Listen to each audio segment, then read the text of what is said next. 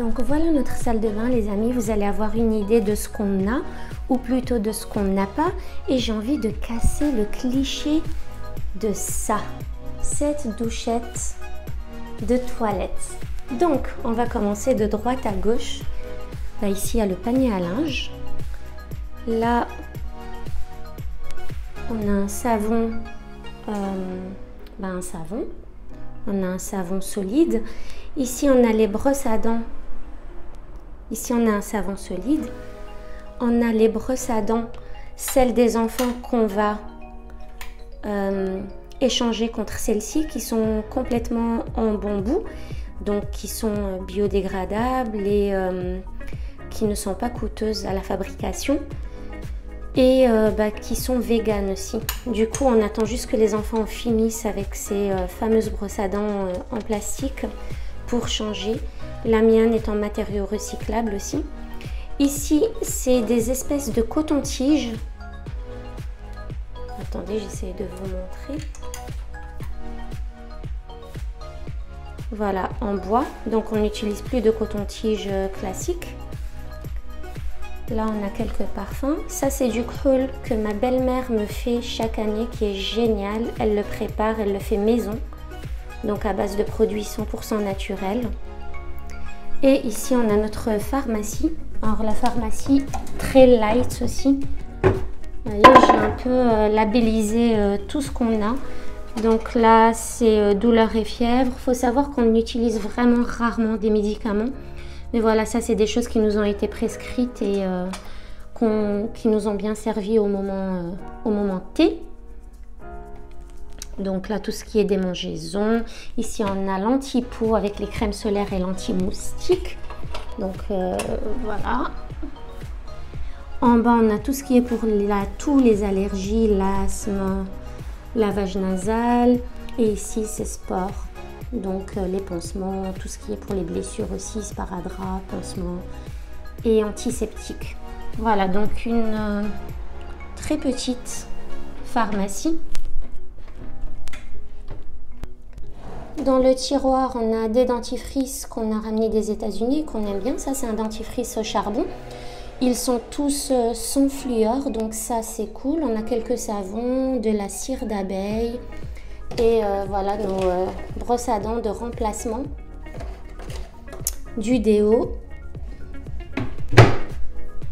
Et ensuite, ici, un tiroir quasi vide, quelques bricoles en bas avec les petits bijoux, etc. dans lequel je dois encore faire du tri parce que je n'utilise pas tout.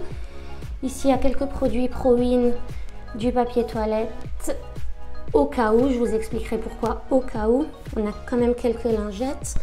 On a cette brosse Pro-Win qui est vraiment géniale. C'est en remplacement de ça. Voilà, donc c'est vraiment super top. Ça marche super bien sur les habits, les manteaux. Voilà. Ici, on a les serviettes, le rasoir électrique et puis quelques bricoles dans le tiroir du dessus qui appartient à mon mari. Donc voilà, c'est plutôt... Ça, c'est un mobile qu'on m'avait fait à mon Blessing Way. Si vous ne savez pas ce que c'est un Blessing Way, laissez-moi des commentaires.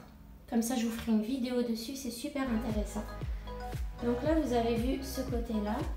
Ici, on a les serviettes pour les toilettes, donc en remplacement du papier toilette. Et c'est là que j'aimerais casser le cliché.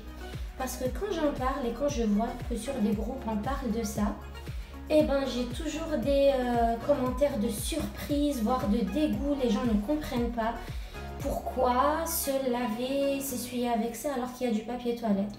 Mais en fait, moi je trouve que c'est carrément plus propre. Ça se fait dans énormément de pays. La France, c'est pas le seul, on n'est pas les seuls.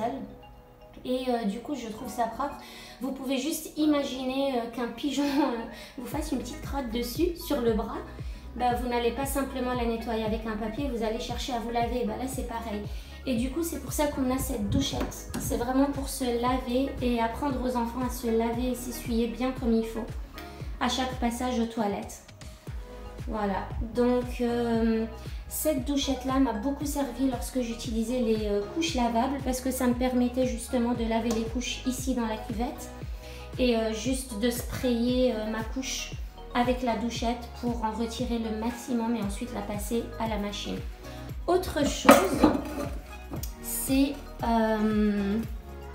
ça. Voilà, donc dans le réservoir d'eau des toilettes, on a une bouteille de 500 ml qui permet du coup d'économiser 500 ml d'eau à chaque passage. Alors surtout quand c'est un petit pipi d'un enfant, on n'a pas besoin de toute l'eau qui est dans ce réservoir en fait pour ça. Et je trouve que non seulement c'est du gaspillage, mais vraiment c'est une pollution de l'environnement pour pas grand chose quoi. Donc voilà, on va dire une technique quasi zéro déchet. On est en train de faire de notre mieux pour diminuer nos déchets, comme en utilisant ce genre de savon plutôt que le dispenser à savon, etc., etc. Donc des produits plutôt lavables, réutilisables et voilà, non toxiques de préférence, ou en tout cas qui ont le moins de déchets possible. Voilà, côté baignoire, vous voyez c'est très soft aussi, on n'a pas grand chose.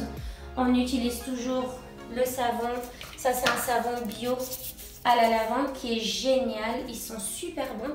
Et ici j'ai le shampoing solide dont je vous avais déjà parlé dans d'autres vidéos, j'avais fait référence. Et puis voilà quelques autres bricoles dont on a besoin pour faire la douche. Mais on utilise tous le même savon, le même shampoing, on n'a pas 36 000 produits. Voilà, pour l'instant les enfants ne veulent jouer qu'avec ça, je veux dire on passe pas des heures et des heures à la douche. Mais voilà, des fois ils aiment bien s'amuser un peu, donc je les laisse prendre un peu ce qu'ils veulent.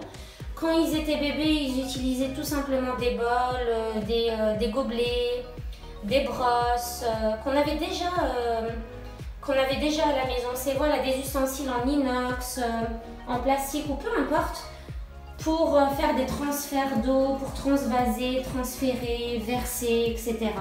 Donc ils n'ont pas besoin de grand chose. Un tabouret pour l'autonomie.